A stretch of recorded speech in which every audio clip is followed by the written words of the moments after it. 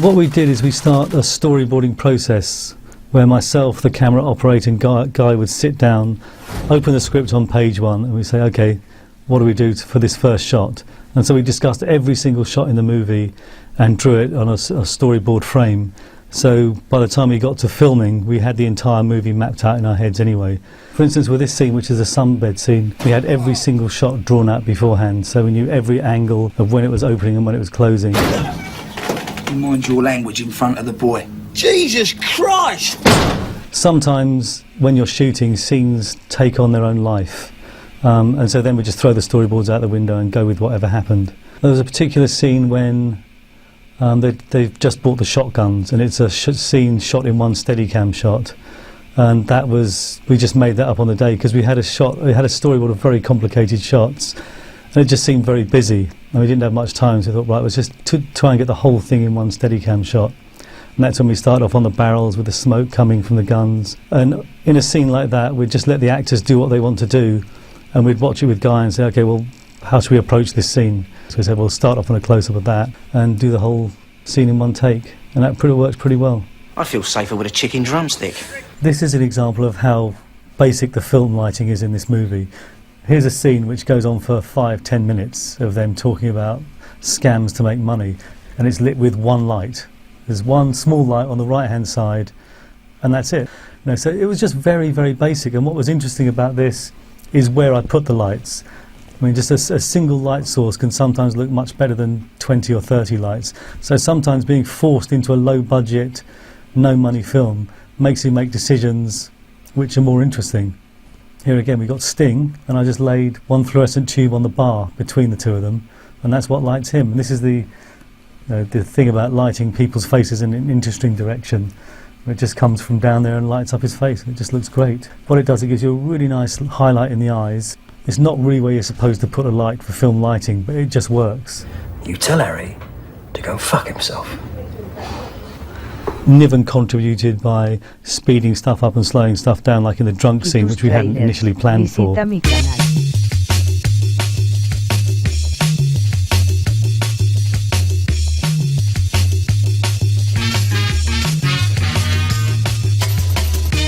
So this drunk scene was all shot at 48 frames a second, and Guy didn't really know in his mind exactly how he wanted it to end up. So I just had to play with the footage and did lots of frame cutting, because one thing that we had established is that we were going to do lots of freeze frames and actually change the time frame within the movie a lot and exploit some of those effects that we were using on commercials and music videos.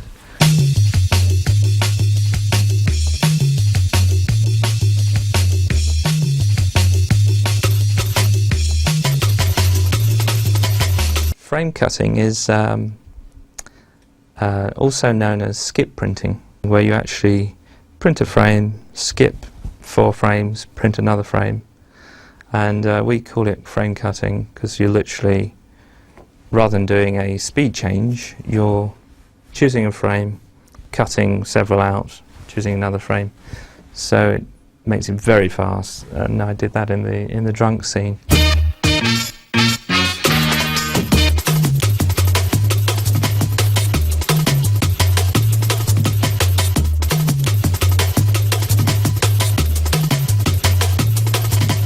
Lock Stock was all shot Super 16, except for the extremely slow shots, the suitcase bursting open as they run down the staircase. That was Photosonic's camera, which was running at, say, 300 frames a second, so it's very high speed. If you're filming normal live action, you would film it at 25 frames per second and project it at 25 frames per second, so that 1 second's worth of event takes 1 second to watch. If you want 1 second's event to take 10 seconds to watch, like the suitcase full of money, you need to film at 10 times the normal speed. So 10 times by 25 frames per second is 250 frames per second. And so that's what they've done here. They filmed the action at 250 frames per second and then projected it back at 25 frames per second, so that 1 second's event takes 10 seconds to watch, which is why stuff takes so long. But then to get back to normal speed, you simply cut frames out, cut it back from 250 frames per second, back down to 25 frames per second, and then it will run at normal time. So that's how you mix between extreme slow-mo and normal time footage, and it's called frame cutting. Let's have him really slow down as he hits the top of the staircase, use all that frame information because we've shot at high speed. Then he comes down the stairs in normal speed, so let's go back to 25 frames per second by cutting frames out. And then when he gets near the bottom of the staircase, Jason throws the case into the air, and we want that to be really slow before it hits the ground at normal speed. And so essentially what Niven's got is he's got 50 seconds worth of footage, which is only about 3 seconds worth of event, and he can cut frames out of that at any rate he likes to say, let's make this bit last slow and run that at 250 frames per second, let's make this bit run normal and run that at 25 frames per second, and anything in between. And you can make that decision when you want. So Guy can look at the suitcase in the air and say, now's the point to drop it, not earlier, not later, right now. That's where you speed it up to normal speed and make it hit the ground, for example, and you have all that control in the editing suite. We had really grand ideas of how that was going to look, and it was fantastic. But on the day, we got the cheapest 16mm Photosonics camera you could find because we couldn't afford anything else, and we stuck it up there. And as you can see, the quality is fairly abysmal. So we thought, okay, on the next one, we'll get a proper Photosonics camera for the girl firing a machine gun. And that was even worse. It's time to say goodnight, nurse. The scene coming up where Susie Ratner, a girl that's asleep on the couch, picks up the Bren gun, had caused us problems. It had been shot with a Photosonics camera running extremely fast.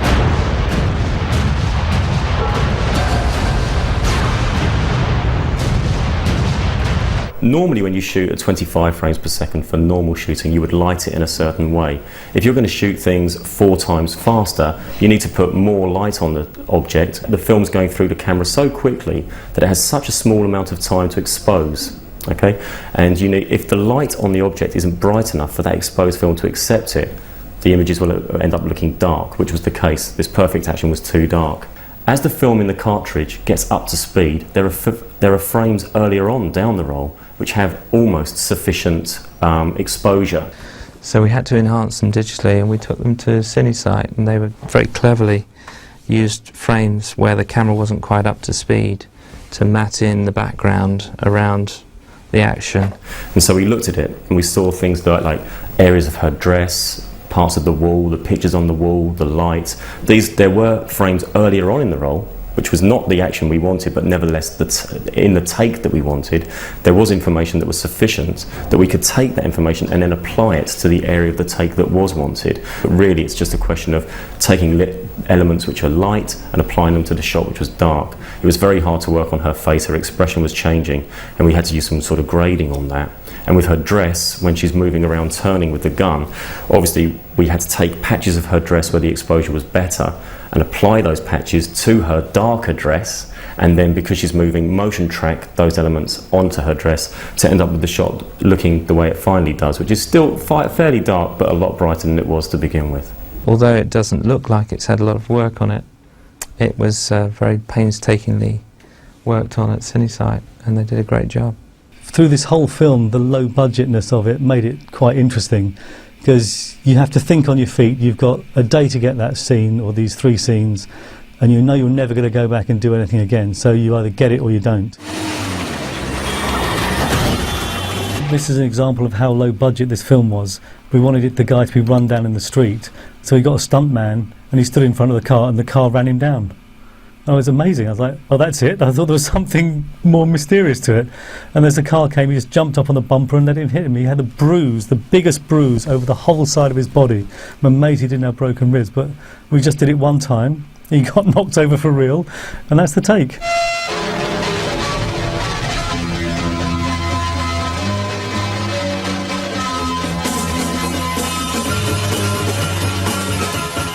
Okay, so this shot where he loses at cards and steps out of the ring and the camera's attached to him is an absolute steal from Mean Streets. We saw that and we loved it. We liked the disorientation, because in Mean Streets he's drunk while he's wearing this thing. So we thought, losing at cards and being in shock is kind of the same thing as being drunk. But I don't know how they did it, but we had no money. So we got a weight training belt, which he put around his waist, got a tripod, we tied it to his belt, and then from the tripod it came straight out at an angle like this. We plopped the camera on the end and pointed it at him, and they had 2 grips holding the end of the camera, and wherever he stood up, the guys had to go with him. And the great thing about that is wherever he goes, the camera will follow him because it's attached to him. The shot actually looks quite slick there, but when you actually watched it being shot, there are 2 grips trying to carry it, and they're trying to pass it through the ropes, and it was absolute chaos. We loved that kind of effect. I tried that on this scene, where it slightly locked in, where the movement was slight, but sometimes went over itself.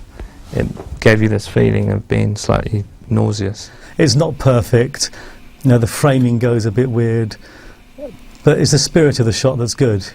Quite often the little imperfections and mistakes actually add up to the whole texture of the film, and you can't be too precious, because I look at it and go, oh God, I should have done this and I should have done that, but the punter looks at it and really all they care about is it a good story, and is it fun. So, here we are in London's East End, and perfectly placed for the start of the film. We're standing on Pedley Street, and as you continue along, it might start to look familiar. As we cross over into Cheshire Street, if you look to your right, there's Blackman's Shoes, 42 to 44 Cheshire Street. This was Mad Hatchet Harry's office, Mr. Harry Lonsdale, Pawn King.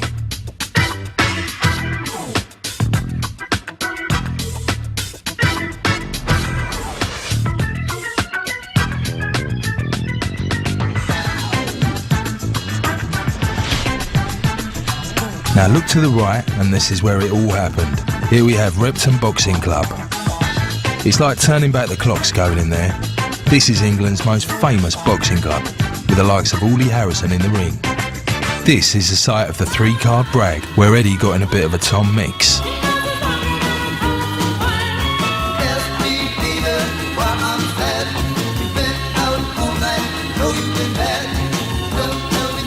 This is the very same club where the Cray brothers, the epitome of glamour in the London underworld, worked out as kids. The good, not so good, and the great have all fought here. But this time we wasn't here to box, we was here to play. Know what I mean, Harry? See, it's more than bloody noses here. This is a man's game. Well, at least a game for dodgy umbrellas. It takes guts and balls to get screwed for all your money. And you see, in the guts and balls department, no one's a match for Harry.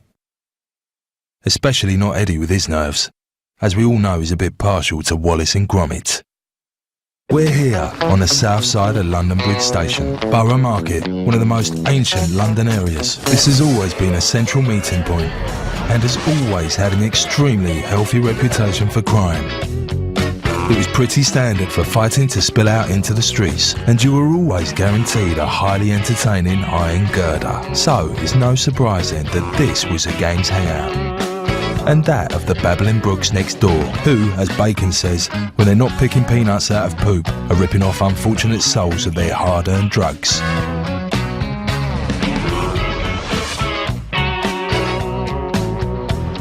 So, Borough Market, south of the Thames, and once known as London's larder. Thousands of tons of produce used to be wheeled through here. It's still a centre of food excellence. Only our boys here were doing a different kind of trading with the odd bar of soap. We grow copious amounts of ganja, yeah?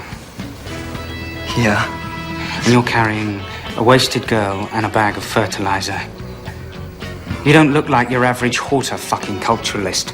But looking at the upside to this area, you can sample some of the best gastronomic delights. Fruit and veg, cake, breads, meats and cheeses. There's every heaven and hell you can hope for, and the cider, now that's the stuff. Now as markets go, this ain't no Portobello Road, and it certainly ain't no Harrods. The van's half full. So, all I've got to do is fill it up, put you in it, huh? And I'm off. But it's old London at its best, filled with connoisseurs, both local and foreign, indulging on everything, from your traditional English pork pie to a flipping flowering zucchini. We're here in Bethnal Green with all the East End traders selling pretty much anything they can get their hands on. We've got Bethnal Green Market selling everything from watches to toenail clippers, and within the market you can get your typical East End nosh, the infamous pie and mash. So, Bethnal Green, the birthplace of carry-on film star Babs Windsor, and the stomping ground of our good friends Ronnie and Reggie Kray. The Kray twins were the ultimate old-style Cockney villains. They unleashed a reign of terror across the East End, allegedly running their own protection racket and committing fraud and blackmail. Ronnie Kray is dead, God rest his soul, and he's buried right here in Bethnal Green. The day of his funeral, the whole East End stood still. Thousands of people lined these streets to pay their last respects. So you see, this really is the original East End gangland. Now this building behind me may come as something of a surprise. This is Bethnal Green Town Hall. You see, the inside of this building served not one, but three purposes in the movie. Remember Hatchet Harry's office? What do you think of these? We're selling hundreds. Very nice, Harry. What's it for? Oh, don't play innocent with me, Bazza. Spanking. Well, you saw the outside, but the inside was here. It was none other than the mayor's wood-panelled office that paid homage to the Pawn King for a short while. And remember the tanning parlour? Well, it ain't a tanning parlour at all. It was right here in the basement of the old town hall. This is one of them high-power jobs, isn't it? And last but most certainly not least, that lovely hard-nut dog. Had a slight penchant for whacking golf balls into misbehaving young men. He wasn't fussy what the orifice was, just so long as he got a hole in one. It's in the fireplace! Shut it, you idiot!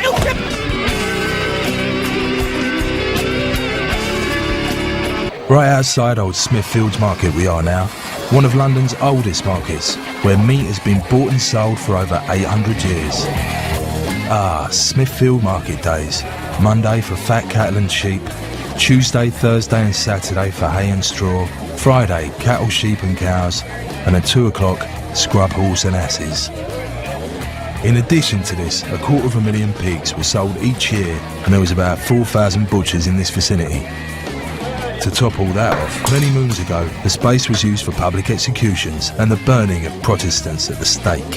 Harry would have fitted in perfectly.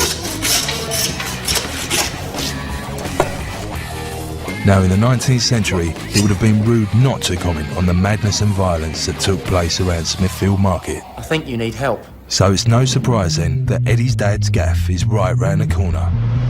The principal thoroughfare to the market is by St John Street, and that's where we find ourselves now, right outside Eddie's dad's gaff.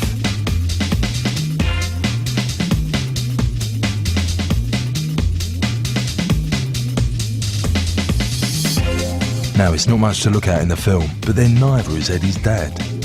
When Vic Naylor's opened in 1986, all that was near this place was the White Bear pub. 10 years on and this boozer keeps on going, as solid as the brown brick walls inside. It's a rather fancy establishment now, with its fancy paintings and cocktails. Eddie and his crew seem to fit right in.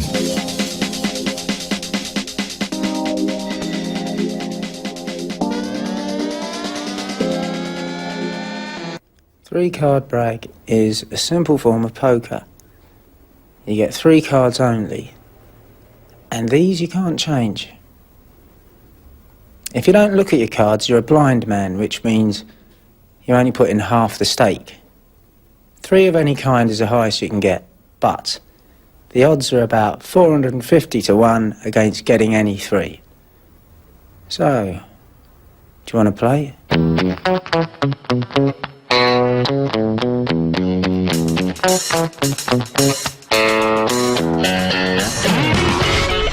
In 1998, audiences got their first taste of Lock, Stock and Two Smoking Barrels, which, although made for less than £1 million, went on to become one of the best-loved British films of all time.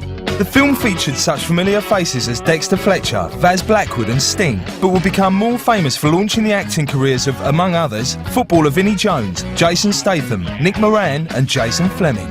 It was written and directed by Guy Ritchie, now as famous for marrying Madonna as he is for his films, which include Snatch and Revolver. Ritchie had never been to film school and had only made one short, The Hard Case, when his ramshackle script, populated by a vast cast of unsavoury characters, landed on the doorstep of Trudy Styler.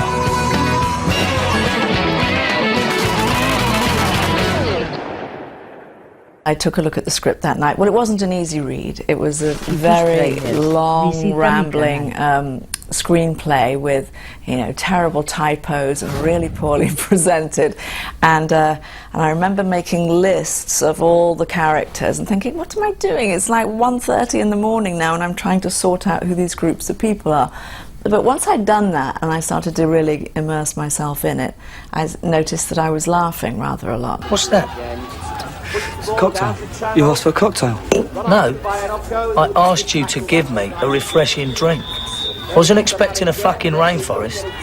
You could fall in love with an orangutan in that. It was a script that Handmade Films were selling. And I read the script, liked it a lot, but as always with these things, there's a certain concern about first-time director. It was quite a convoluted plot, clever, but you just were perhaps a little nervous that maybe the thing would turn out into be a little bit confusing. This is 3-card brag, gentlemen. That means 3 threes are the highest, then 3 aces, then running down accordingly. Then it's a running flush, a run, a flush, and then a pair. An open man can't see a blind man, and it will cost you twice the ante to see your opponent. I think often with first-time directors you want to see some footage just to reassure yourself that he knows what he's doing and that it looks good and get a feel for the tone of the movie. It's all very well reading a fresh screenplay, that's always a big plus, but you know, you have no idea if the director can acquit himself putting his movie up on the screen as well as he can writing it on the page. Got a phone call, it came in, and it was absolutely brilliant. I love gangster movies, you know, Performance, Long Good Friday, and just one hadn't been made for ages. And it just seemed like a really great opportunity. So I went to meet Guy and Matthew, had a chat, and they had seen a lot of my music videos, because I mostly did music videos. And they said, oh, do you want to do it? And I said, yeah, definitely. I went in, I auditioned, they liked it, and then I got a call probably a few months later saying they were having trouble raising the money. You get a gold-plated Rolls Royce, as long as you pay for it. Don't know, Tom. Seems expensive. They still wanted me if I could hang on, which I did. And that probably went on for about 2 years. At the time, they were still looking for the rest of the money. But I walked into an office the production office, where everything was on the move. You know, there was like storyboards up, there was like photographs of certain other actors up and everything. Some people that I knew, well, quite a few of them I knew. And yeah, I knew they were on an amber light at the time. But I don't know whether you know this, but at the time of the first casting and the first sort of like collective of actors that were casted, it fell through. And I was part of that. It fell through because a certain couple of blokes, a couple of Italians actually, they pulled out their money. How did they feel there? Ooh. Look, he set us up, right? Which means he put money into us. Which means he expects some money out. Don't have to be an economist to work that out. And I actually met the Italians, because I was there, the day I was there, they turned up. And, you know, they were very eager for me to meet them and everything, and met them, shook their hands, talked to them a little bit. And yeah, they pulled out, and then like 3-4 months later, boom, we were back on, man. I don't believe in putting money into projects. Having said that, I thought I'd take a punt on this one, because I thought it was really worth putting some money onto it. My agent gave me a call and sent me a script, which was Lock Stock, and she said there's a reading of this script tomorrow happening at ICM, which is the agency, and they're looking for a bunch of actors to get together, sit round a table and read this script, which is not unusual. You know, writers, directors, they have their scripts and they want to hear what it sounds like when people actually speak it. Jesus Christ, you could choke a dozen donkeys on that, and you're haggling over £100? What do you do when you're not buying stereos, Nick? Finance revolutions?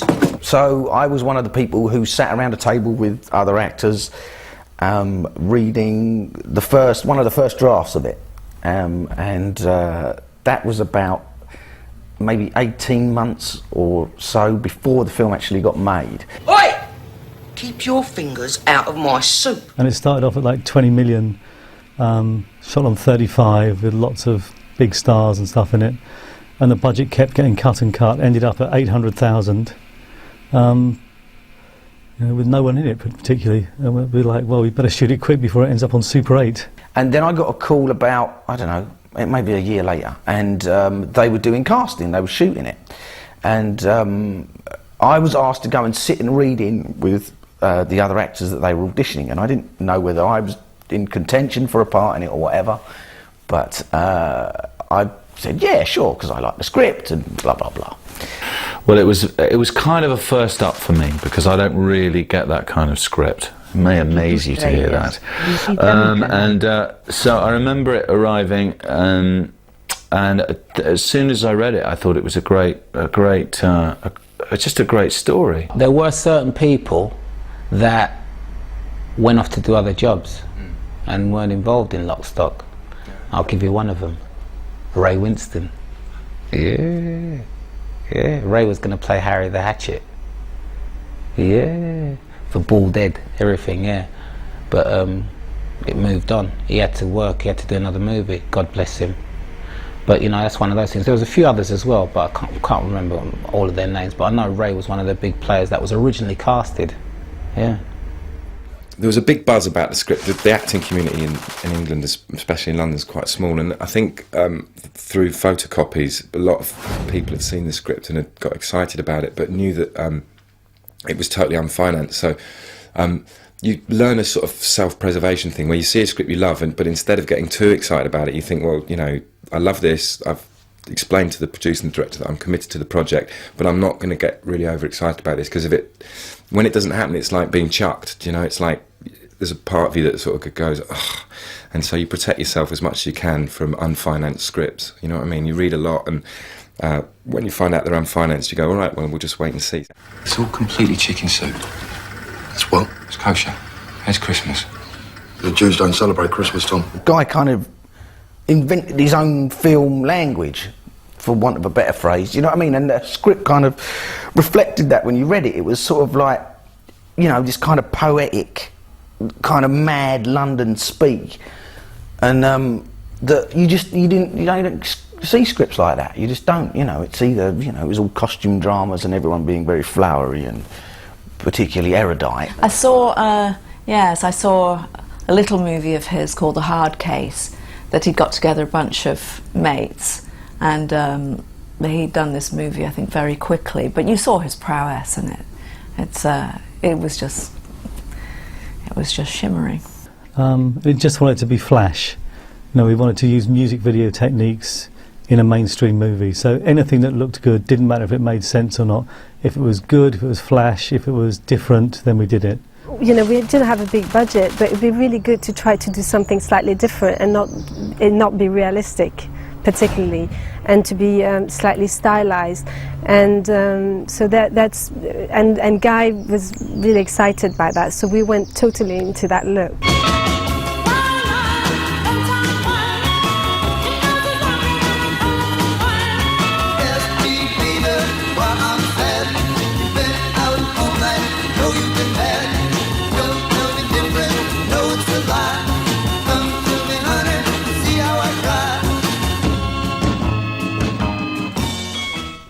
He'd actually shot the movie before it was made into a full movie. You know, he did the short, which was the poker game part of it. So he knew what he was going to do with the movie. He knew the style of the movie, which is very rare amongst a first-time movie director to meet somebody that knows exactly what they want. He's incredibly specific about what he wants.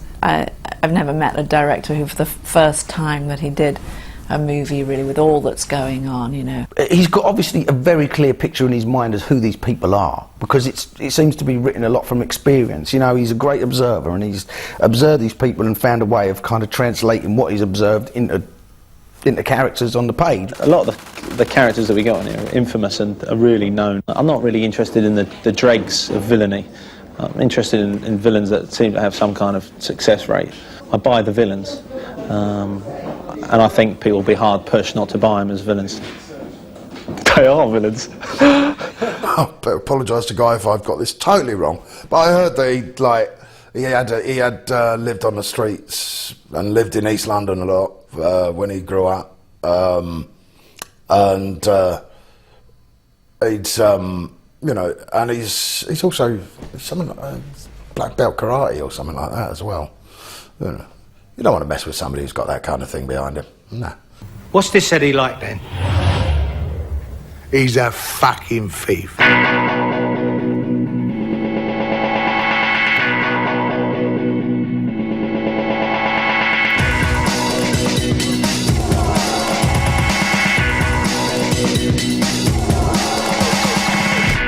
Nick's the way he is. Nick's like an enthusiastic kind of puppy in a lot of respects, especially when it comes to acting. He's really up for it, you know. He's got this sort of unstoppable energy about it.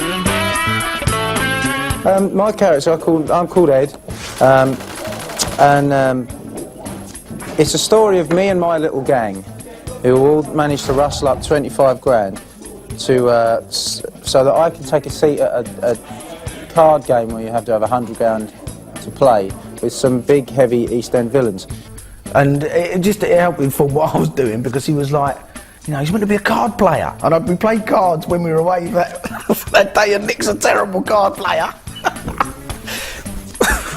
Nick's crap at poker. Lost all his matchsticks.